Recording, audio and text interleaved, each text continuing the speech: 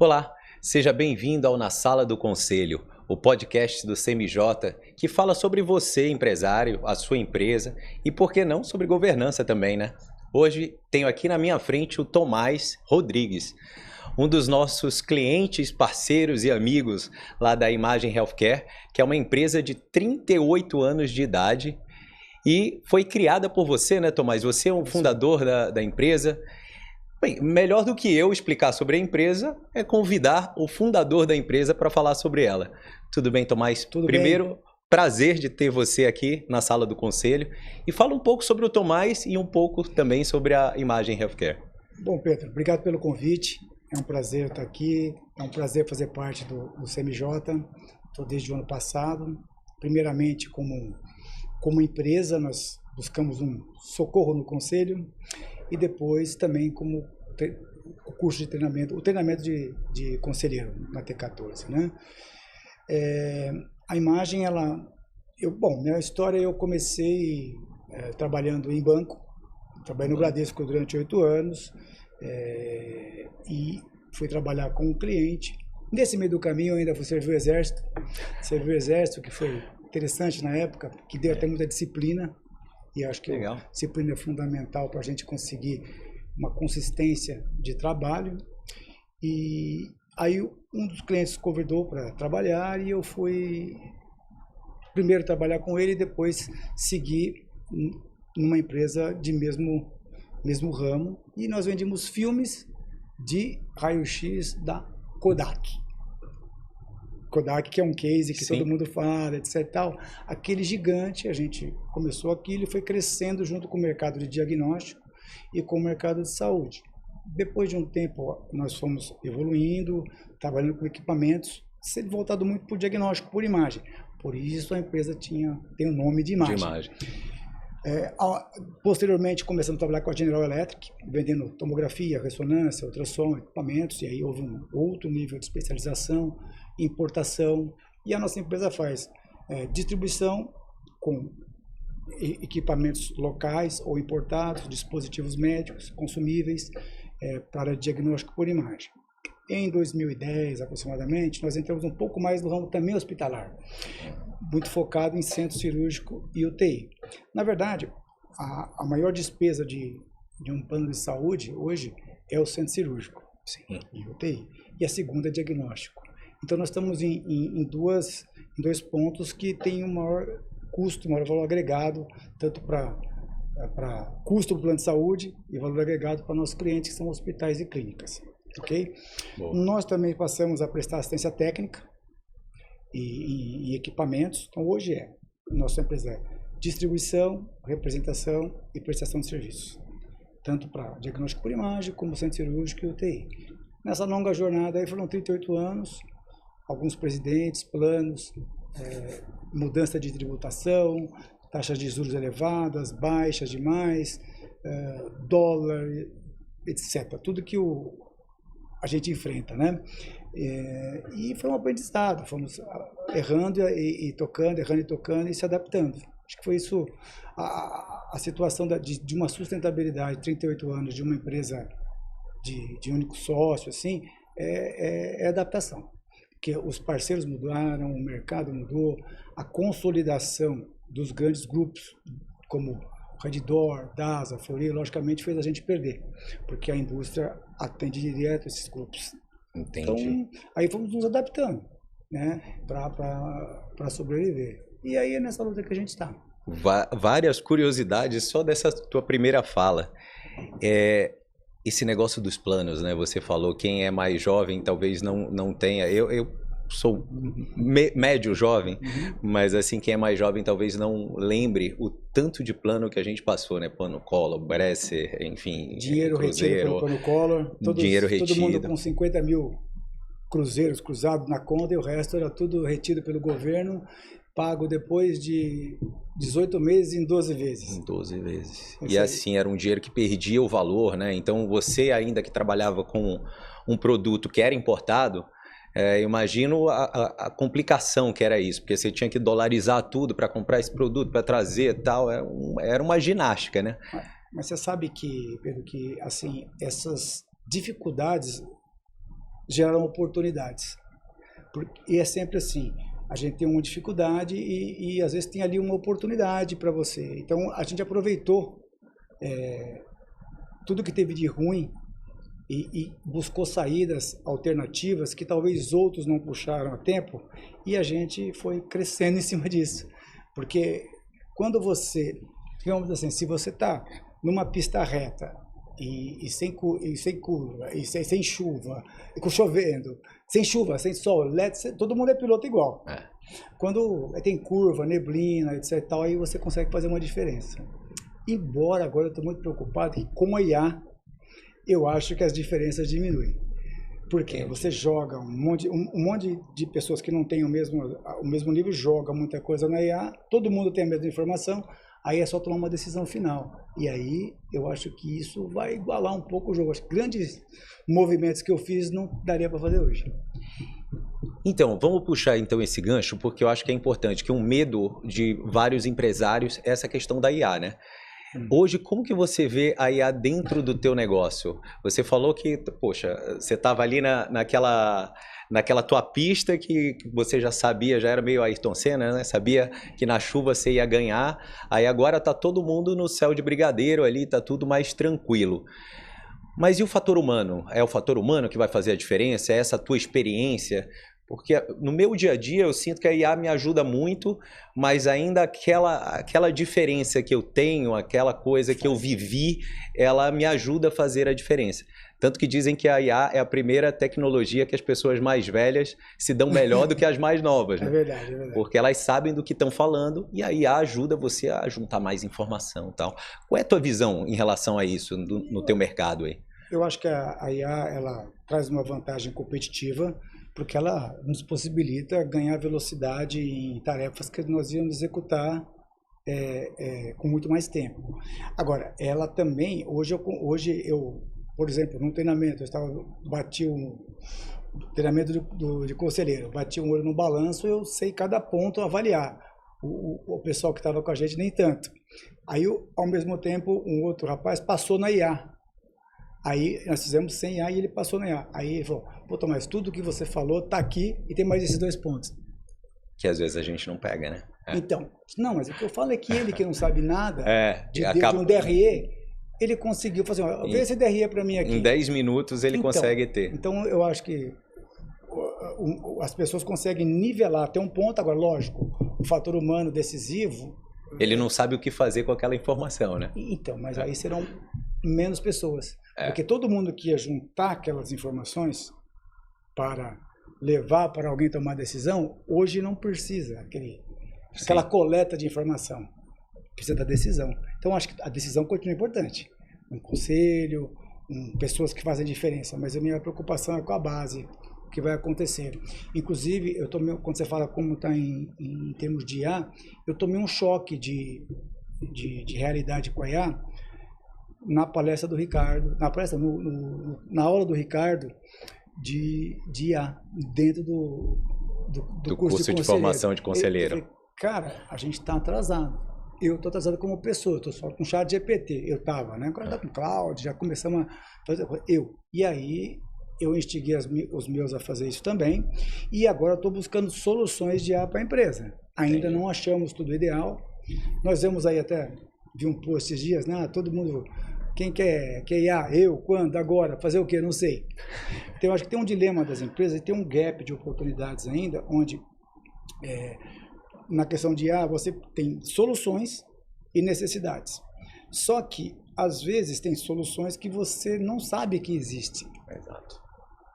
Então, esta conexão entre as soluções de IA com a necessidade, só que a necessidade você sente sua dor, mas o que não está doendo e você podia fazer diferente? Sim. Né? Então, como é que no curso, o que eu vou fazer com o que eu não sei? Né? Então eu acho que assim, as empresas não sabem ainda tudo que a IA pode fazer por ela, e de repente aqui não está chegando essa ponta. Eu acho que uma conexão disso é fundamental para a coisa fluir. Você sabe que a IA, você falou uma coisa aqui que para mim pega bastante. A IA, para mim, ela é um exercício muito de autoconhecimento, porque ela te ajuda a cavucar essas coisas que você não sabe, se você der um bom prompt, se você tiver a fim de cavucar. E aí ela vai te mostrar aquele lado mais oculto que você não consegue ver, que é mais ou menos um lado que um conselho às vezes busca te mostrar também, né? Sem dúvida. Me diz uma coisa, lá da tua história, você falou que você saiu do Bradesco. Isso. E você foi depois teve uma passagem para o Exército. Quando que o bicho do empreendedorismo te picou? Então, é por acaso. O que acontece? Nada disso foi planejado. Então, eu vim de família humilde, então fiz a primeira faculdade de contábeis pensando em ter um escritório de contabilidade. Aí Mesmo naquela confusão de plano para lá, plano para cá, você é guerreiro, hein? Eu com 16 anos de contínuo. Aí eu saí como subgerente de agência. Entendi. Então eu passei por várias coisas, expediente, etc. E aí fui fazendo a faculdade durante o Bradesco. E eu saí um ano para o Exército e voltei para o Bradesco. Entendi. Porque eles garantiam a vaga, a estabilidade de emprego, aquela coisa toda. Então, foi por acaso, tá? Assim, por acaso. Surgiu, eu saí para trabalhar numa empresa de um cliente nosso, só que ao chegar lá, você vê que o balanço que eu via não era exatamente o balanço que estava. Naquela época lá, não pagar imposto era o normal. Tá? Então, assim, era o básico. Né? Então, aí você viu que tinha vários buracos na empresa, pegou justamente uma inflação de 60% ao mês, e aí dava um descasamento. Você vendia atrasando 2 meses, já era. Ele se enrolou, e aí eu ajustei a empresa para ele, mas ao mesmo tempo eu recebi um convite para ir para uma que estava limpinha. E aí eu iniciei mais. Então cara, eu quase fiquei desempregado. Eu pedi demissão no Bradesco, arriscando numa empresa que eu tinha uma fé que estava bem, e aí eu quase me dei mal.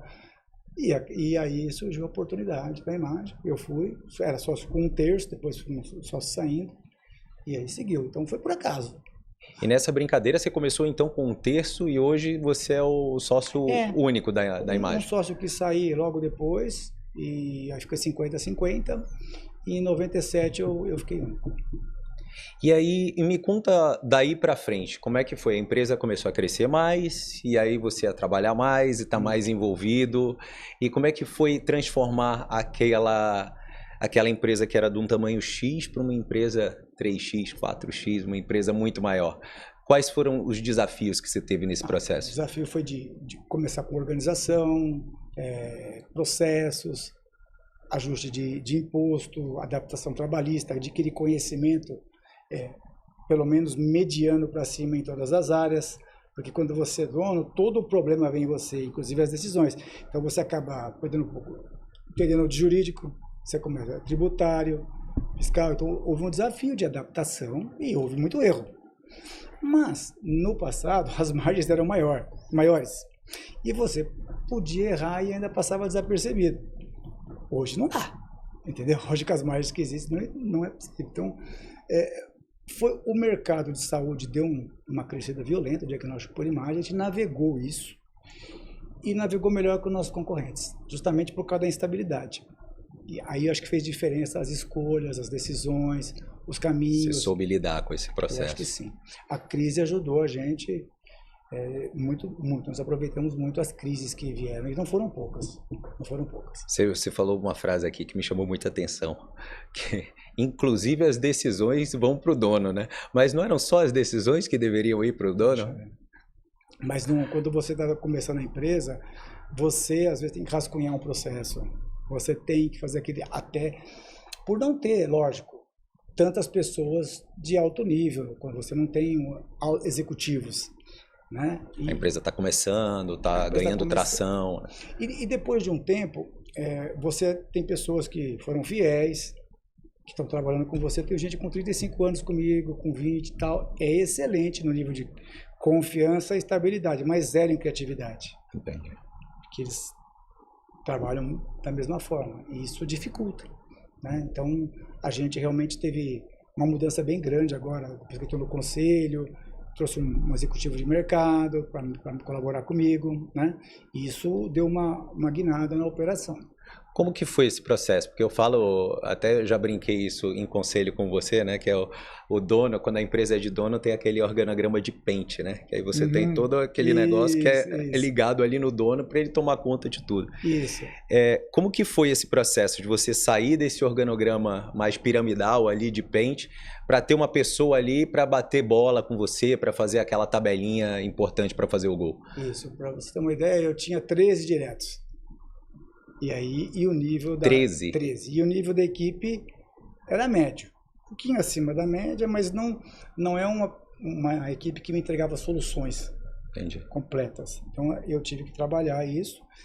Tem muitas pessoas boas comigo, com um valor, sem dúvida, e que contribuíram para o processo. Mas a gente precisou oxigenar a operação. Tá? Então, foi uma transição um pouco longa, às vezes. Um pouco longa não, em um ano para cá a gente fez muita coisa diferente. Na verdade, você está falando da transição. Quando eu fui para o conselho, eu estava realmente numa fase cansado, bem cansado e achando que não tinha saída. Então a minha opção era ou vender a empresa ou caminhar para um encolhimento para um tamanho que eu controlasse no olho. Entendi. Porque nós ficamos no estágio, a média empresa ou a pequena empresa, ela está no estágio às vezes intermediário. Você nem é tão pequeno que você consegue enxergar tudo e nem é tão grande que você consegue criar várias camadas de proteção. Uma auditoria, uma contadoria. Então, a gente estava no meio termo. E a gente conseguiu ainda melhorar trabalhar em cima da governança. Mas quando eu fui para o CMJ, o pessoal gravou muito lá, que eu falei, não, eu vim aqui para pedir demissão, que eu não tenho onde entregar minha carta de demissão. Aí virou piada lá, até porque aí eu fiz uma terapia lá. E aí fui acolhido. Tinha quem ouvia, tinha quem falava, não, olha isso, olha aquilo, olha aquilo. E culminou que eu também estava trazendo uma executiva de mercado, que me ajudou muito. E aí a gente foi ajustando e aí eu fiquei mais animado, tanto para reconstruir, para remodelar a operação, para crescer, como deixar ela como um ativo transacionável. Ela não está à venda, mas tudo é vendável. Só que ela tem que ter um valor. Nós estamos trabalhando para quê? Para crescer o valor da empresa e para ela se tornar lucrativa e poder continuar. Não estou no desespero mais, mas eu estava. Eu acho isso muito interessante, porque assim, eu também venho de um grupo empresário e a gente muitas vezes coloca na empresa um peso só de ser o nosso trabalho, né? De ser a nossa ocupação, mas a gente não enxerga a empresa como o nosso patrimônio. Então, você chegou num ponto que você falou, mas peraí, esse é o patrimônio que eu tenho, o patrimônio que eu já construí durante X anos, e agora eu tenho uma bifurcação para entender o que eu vou fazer com esse patrimônio. Exatamente. Será que eu encolho ele, deixo ele de um tamanho que eu consigo eu mesmo gerenciar mais tranquilo, sem me dar tanto cansaço? Ou será que eu vou, vamos dizer assim, para as cabeças, né? E cresço esse negócio e penso numa outra solução, ou de trazer um sócio, ou de vender, ou de fazer... E aí foi nesse momento que você chamou a Rita, né, que é a sua executiva lá que veio do mercado, e no mesmo momento que você estava entrando lá no conselho, você estava no auge foi tudo junto. Dessa solidão ali do empresário, sem saber o que fazer, e você falou que você foi bem acolhido, mas além desse acolhimento, de ver que tem pessoas que nem você, né, porque o nosso conselho é um conselho compartilhado. Eu acho que isso é a beleza do conselho compartilhado, né? Que a gente acaba vendo que outras pessoas passam pelo mesmo problema que a gente passa. Exato. Mas fora isso, o que foi a parte prática assim, do conselho? O que você acha que nesse um ano de conselho mudou bastante? O que acontece? Eu quero reiterar que o meu time é um time muito bom, um time fiel, etc e tal. Mas nós precisávamos de uma oxigenada. E poder contar com pessoas de talento que você encontra lá, seja o vice-presidente, o presidente, os conselheiros visitantes, as outras empresas, porque você também vê a dor de outras empresas, você vê outra empresa funcionando melhor que você naquilo e você pode contribuir naquilo. Então, esse conjunto de ter acesso a profissionais de ponta no mercado, que são especialistas em algumas áreas, e você poder captar esse conhecimento deles e colocar em prática, ou de você colocar um problema e uma dor numa reunião e você ter vários apontamentos e várias críticas. Eu não tinha quem me criticava abertamente na empresa. E o conselho virou meu chefe. Sim. Mas é meu apoiador também. Então eu vejo, nesse sentido, a gente, esse contato e essa oportunidade de dividir decisões, de ter novos caminhos. Então nisso o CMJ, o Conselho Compartilhado, e poderia ser um conselho privado também, ajudou bastante. A vantagem de eu estar lá no Conselho Compartilhado é que, primeiro, tem mais 3 empresas comigo. Tem as dores daquelas empresas, muitas semelhantes. E o giro de conselheiros é legal. Porque se eu ficar só com o vice e o presidente, se eu tiver 2 conselheiros, a gente vai estar sempre no mesmo nível. São pessoas maravilhosas, boas, com conhecimento amplo, mas às vezes não são especialistas de área. E lá passam conselheiros de treinamento, etc. Passou lá um CFO sensacional. Tem hora que passa um que entende muito de RH. E ali, isso é legal, isso soma. Como eu também acho que quando eu for num outro conselho, eu vou poder contribuir, porque eu tenho um conhecimento generalista da operação. Então, eu acho que é muito legal essa diversidade de competências.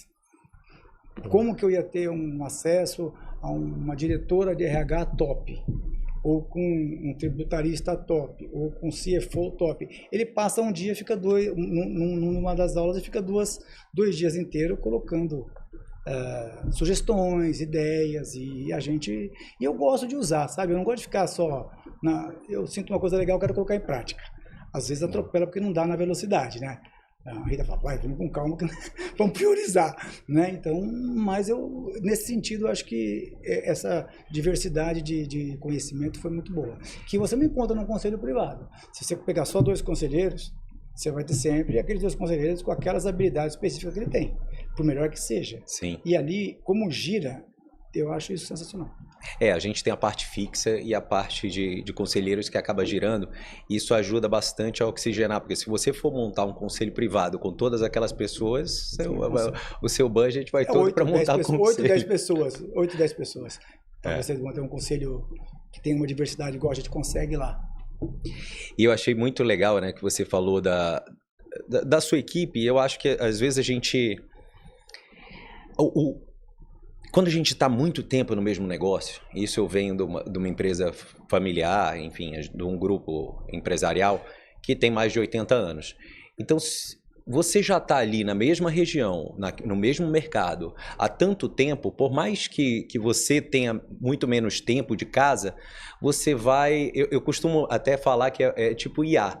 Você vai sendo treinado com aquela mesma base de dados. Exatamente. Então, o seu processo de tomada de decisão, ele acaba seguindo muitos padrões do que você viu no passado. Exato. Pode até ser que não foi decisões suas no passado. Então, sei lá, eu pego do meu avô, da minha mãe, do meu tio, mas o processo, aquela base de dados é a mesma. Então, se você não pega oxigênio de fora, você falou até de oxigenar, né? Então, se você não pega opiniões de outras pessoas, se você não pega um curso diferente, né? A gente estava falando em outra ocasião sobre como é legal aprender, né? Uhum. Então, se você não pega até coisas que você não concorda, eu acho que isso é um problema da IA, né? Que a IA sempre fala coisas que você concorda, mas é importante você ter coisas que você não concorda. Exato. Até para você olhar e falar, poxa, não, aqui eu não concordo por causa disso. Falta um pouco daquele pensamento crítico, né? E aí eu acho que isso, bem, foram até as suas palavras aqui, parece que o conselho te deu essa visão de um lado daquele negócio que você não estava vendo, porque a operação ela consome muito, né? Sim. No dia a dia ali você acaba se perdendo na operação. E a provocação do conselho, ela é muito, muito interessante de se receber, de ser questionado. Então, como fala, a maior habilidade do conselho é saber fazer as perguntas certas. Sim. E com as perguntas certas você leva a refletir. Eu acho que isso é uma coisa legal. E é diferente do operacional, né? Você tem um time ótimo que é operacional, que está ali no campo de batalha no dia a dia, mas o conselho te traz uma outra visão. E eu sei que você conheceu a Rita, né? Lá no IBGC. Isso. Então você fez uma formação de conselheiro no IBGC antes. Conta Exato. um pouco dessa diferença. Qual que é a diferença dessa formação do IBGC para a nossa formação lá do Foi uma experiência do muito CMJ? legal lá também. É muito bacana o IBGC, uma estrutura muito boa. A grande diferença é que boa parte do conteúdo do IBGC é voltado para grandes empresas. Então tem coisas que não são aplicáveis numa PME. Muitas são em comum, mas não é a realidade da PME. Né? A gente fala muito em vários comitês e situações mais macro de empresas maiores, que às vezes não se aplica na PME. E no CMJ a gente está muito próximo da realidade, do que é o nosso dia a dia, do que é a tomada de decisão, do que é você ter que depender às vezes de uma pessoa ter duas funções, e enquanto quando está numa grande empresa, você está tudo departamentalizado, com auditoria, tudo muito legal no mapa. Então, foi muito bom o curso de IBGC, mas eu acho que para a minha realidade, o CMJ atende muito mais. E, inclusive, para todo mundo que está querendo fazer uma formação de conselheiro, você não vai achar uma cadeira numa SA.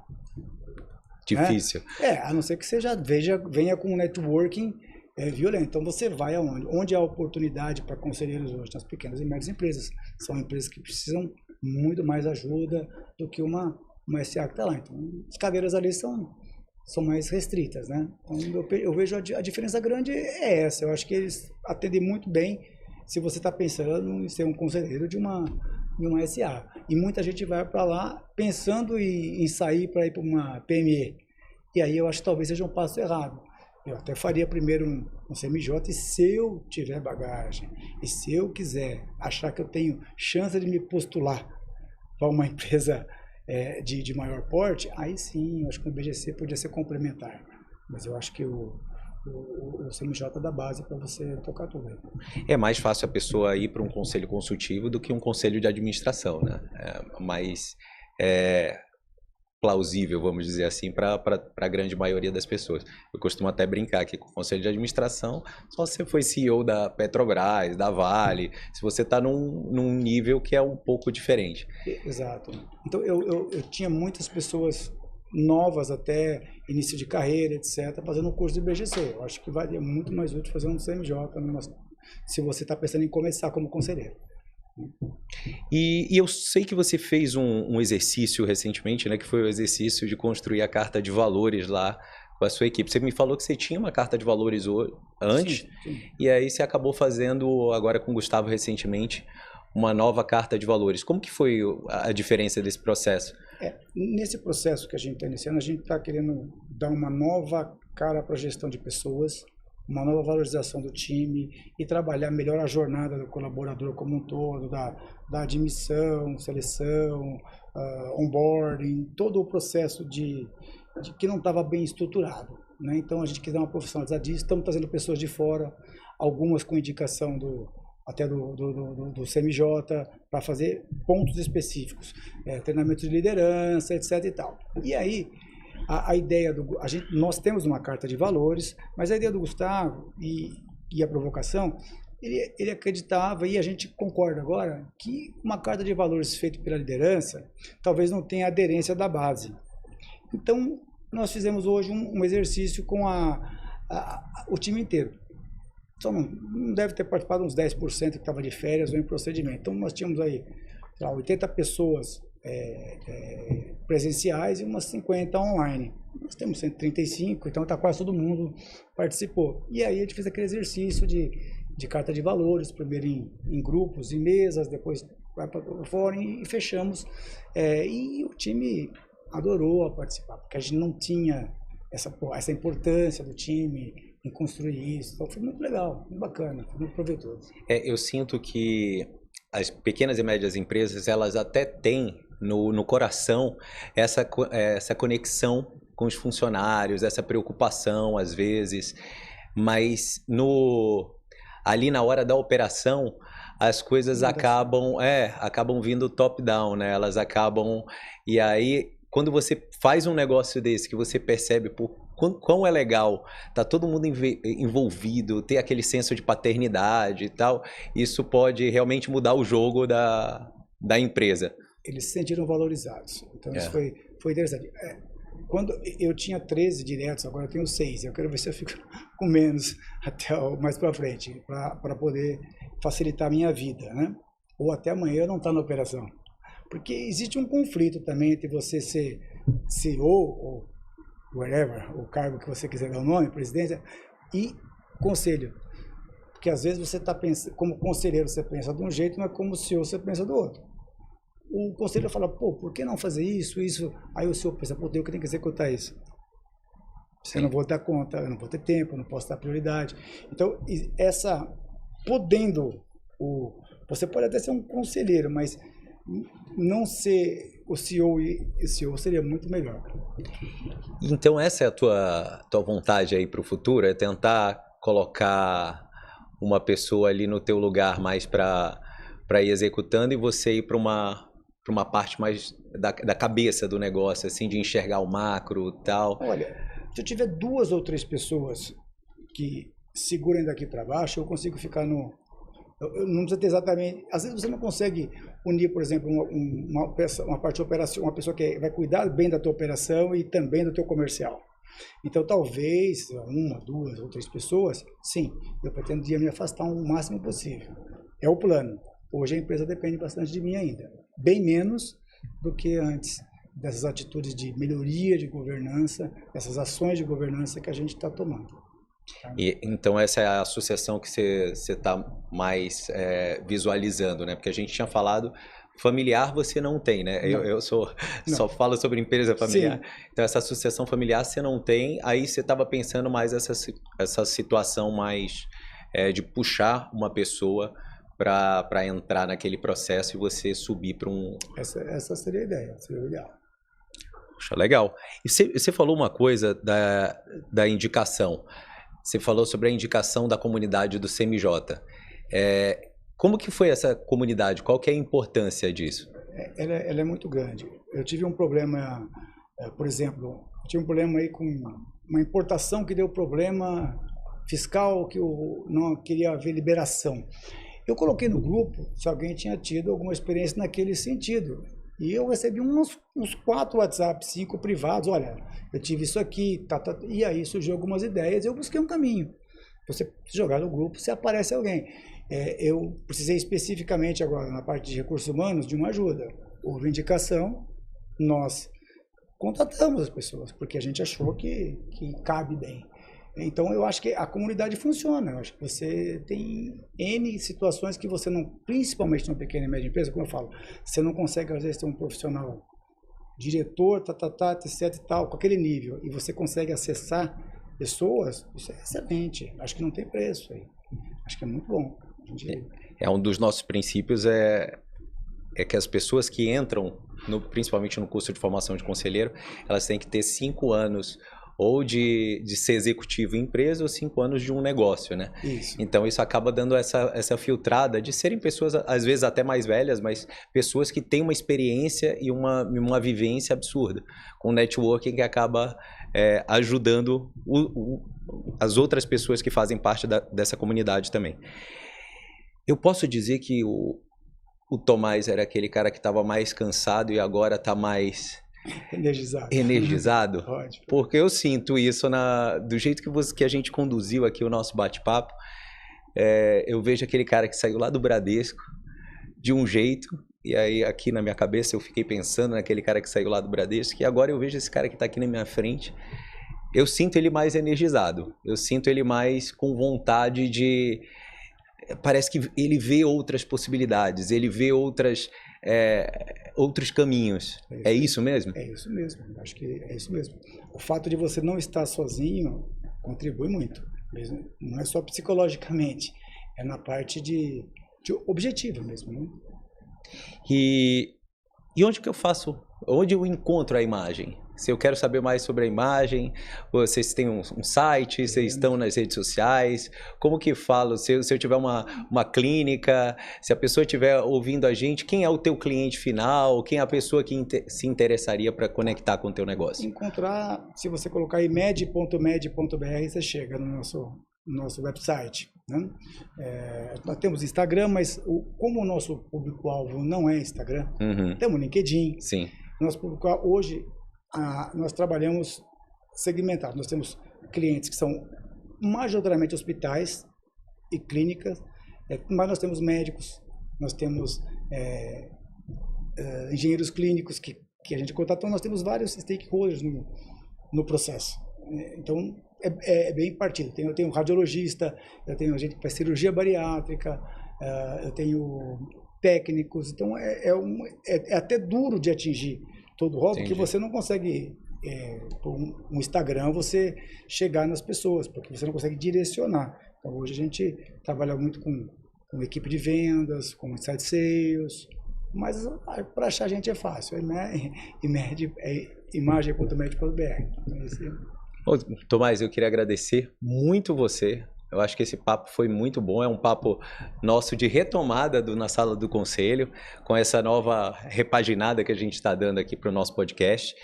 E ter você aqui nesse primeiro episódio de retomada foi um prazer imenso.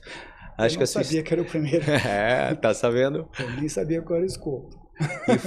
E foi muito interessante, porque a tua história, eu acho que ela traduz muito bem uma dor que é muito comum em todo tipo de empresário e que pode ser a sua dor também, que é a dor daquela solidão do empresário, aquele momento que você sente, poxa, eu precisava ter alguém aqui para conversar comigo. E se você está sentindo esse tipo de dor, vai lá no CMJ, cmj.com.br, procura a gente nas redes sociais, Conselho Mudando o Jogo, e é isso. Você tem um espaço aqui que você pode ser acolhido também, mas não é só a parte psicológica, não. É a parte operacional também. A parte com conselheiros de qualidade e toda essa comunidade que pode te abraçar, tanto na parte de entender a sua dor, como também na parte de te ajudar a resolver os teus problemas, que é o mais importante. Tomás, mais uma vez, muito obrigado pela sua participação. Obrigado pelo convite, obrigado pela oportunidade. E esse foi o nosso podcast Na Sala do Conselho. Te vejo no próximo podcast.